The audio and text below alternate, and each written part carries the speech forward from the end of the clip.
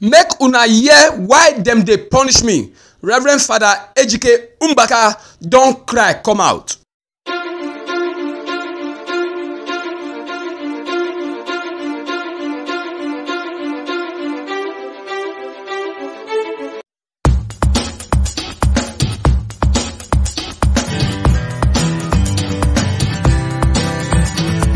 Country people, I salute una.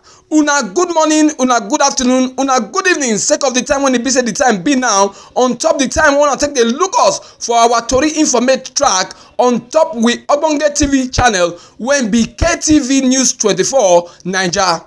My name na Stanley A. Rockbite Dame, una Tori master. Na me wan knack una the Tori when don shele on top Naija for inside this time as e dey hot. The Oga Gidigba for the Catholic Adoration Ministry when tanda for Enugu when his name be Reverend Father Ejike Mbaka don talk the Tori when really shele for inside the 24 hours when he be say in stay for inside the house of the Bishop of Enugu Diocese when his name be Most Reverend Bishop CVC Onaga. Father Mbaka talk say the bishop not kidnap am as some people be dey talk. But na meeting when he be say him think say na the type when Nicodemus do with Jesus when he come turn to the one when he be say many people come dey na him go do. With the bishop, he come still talk say him go do the table meet with the bishop sake of say him follow people when he dey with am make them no go dey verse come begin dey do serious gbege as e come later happen. The man of God come still talk join say the plan when be there before na to close the adoration ministry and close him mouth sake of say the small gbege when he be say him be get with the presido Muhammadu Buhari government when him be the supportment. Una go remember say the gbege when he be say Father Mbaka get with presido Muhammadu Buhari government begin when him talk say God tell am make him not support and prophesy on top the presido government again and he come pray for Mazi Nnamdi Kanu, the oga of the indigenous people of Biafra sake of the gbege when he be say Nnamdi Kanu dey do to take get Biafra comot from Naija.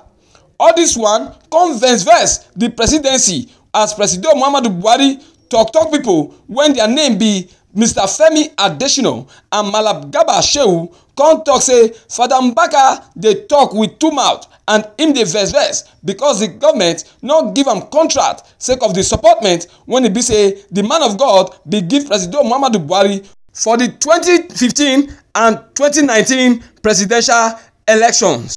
As Father Mbaka come make revise na him Malam Garba Shehu come talk say because say Father Mbaka come presido office with 3 people wey be contractor the government not give them the contract na come make Father Mbaka come dey verse when come make am come blow the u-turn come go dey support Mazi Nnamdi Kanu. As the tori go, Father Mbaka come pray and bless Malam Garba Shehu sake of say the contract when e be say him talk say dem no gree give am when make am dey verse say him no get anything to talk but na to bless Malam Garba Shehu sake of say he don tell people say him not come for contract instead him dey help people to get contract. Na the video as we take get am for our studio na im be this, make una watch am. Amen. So this is what I am praying that the leader should join me or encourage me. So somebody talking about giving Father Mbaka a contract. I started laughing. The 3 men he talked about, I'm not here to defend anybody's stupid allegation. But God used that man to tell the world that Buhari's government is not giving me money. You see how God works. Shehu, may God bless you for telling everybody that you are not giving me a contract.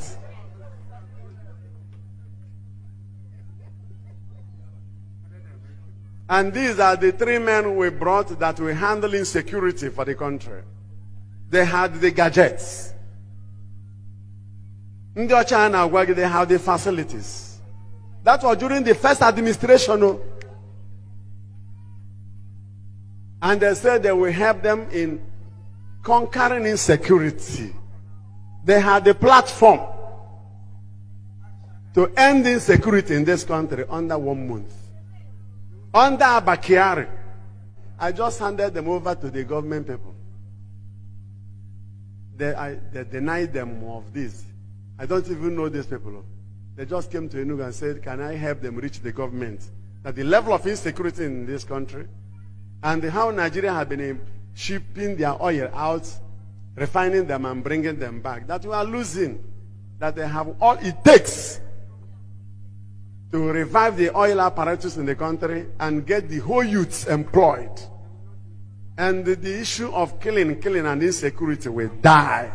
These are the three people they rejected their offer, since they know how to talk.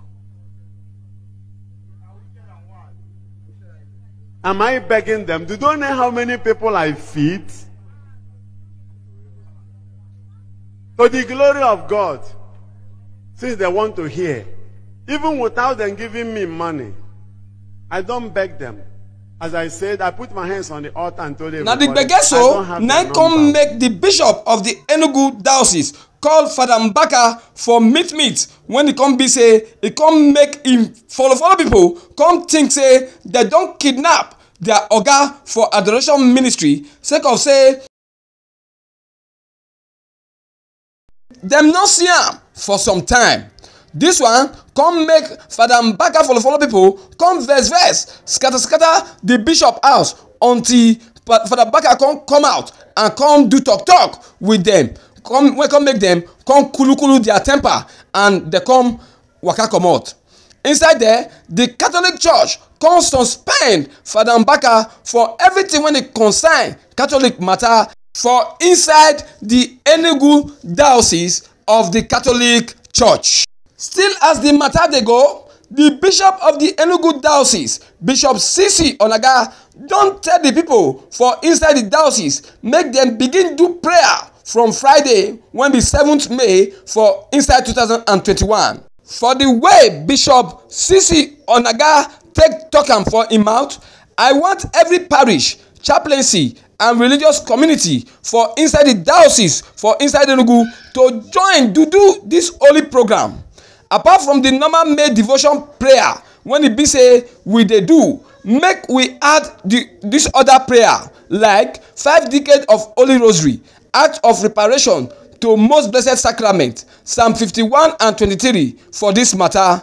I beg una to dey sober and pray for the diocese. With the help and grace of God, we go waka pass this hard time when it be say the church dey so. Make our Holy Queen of Mary pray for us. Amen.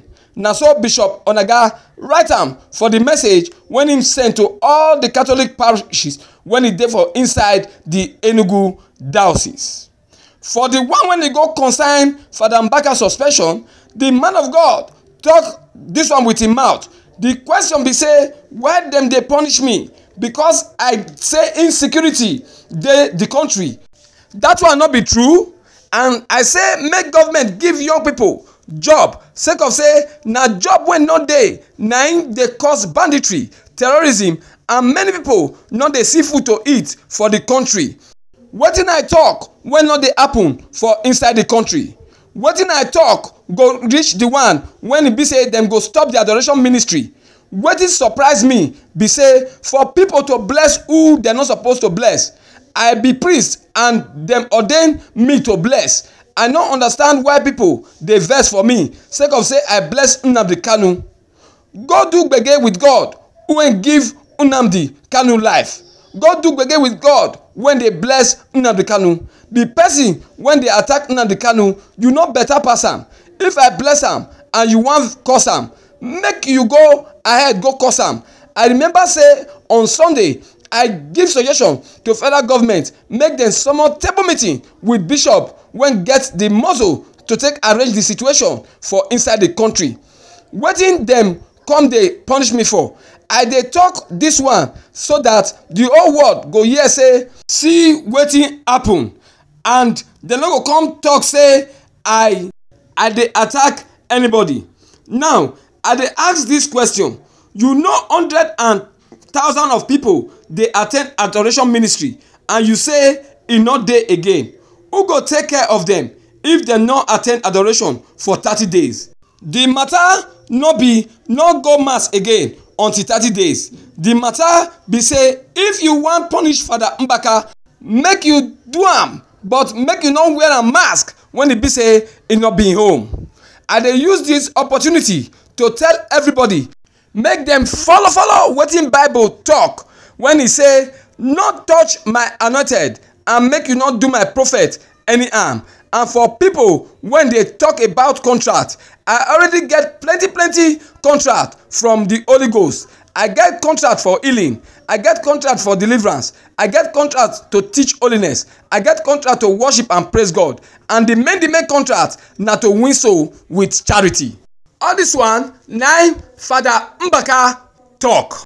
Country people, na here our tori for Tarapa for inside this time. We wan thank una for all the time when e be say una don take dey watch and lis ten to us since, sake of the tori wey we now give una for inside this time. We wan beg una say abeg o make una like, make una share and make una comment on top this news video wey be say we now come give una for inside this time. Again, once e beg una say make una follow us for all our social media handles. For Facebook na KTV News 24, for Instagram and YouTube na KTV News 24 Naija. Once una subscribe, particularly for inside our YouTube, make una not forget to put una hand for the notification bell so that anytime we knack or tori come out like this, una go just get am one time and listen to them. Until the next news video when be say we go still not give una for inside the time when be say e go dey shele. My name na Stanley Eropaidabe for KTV News 24 Naija. I salute una well done.